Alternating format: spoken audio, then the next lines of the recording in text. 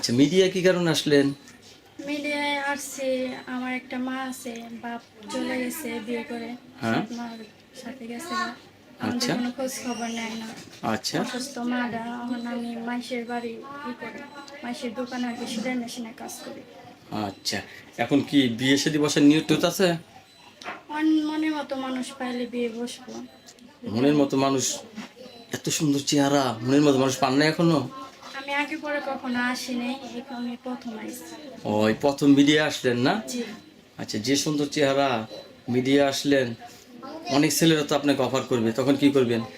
ছেলের অফার করলেই তো হবে না, আমার মনের মতো মানুষ লাগবে, যে আমার ভাত কাপড় দিতে পারবে, আমার ঠিক আপনার মতো খেয়াল রাখতে পারবে, আর এই দরকার আমার। মানে সোজা কথাটা, স্ত্রীর মর্যাদাতে রাখতে হবে, তাই না? হ্যাঁ। তাহলে মনে করেন আপনি তার গলায় মালা দিবেন, হ্যাঁ? হুম। লেখাপড়া করছেন? বেশি করা হয় নাই। আচ্ছা, কোন পর্যন্ত পড়ছেন? 7 পর্যন্ত পড়ছি। এখন কি লেখাপড়া বন্ধ না? জি।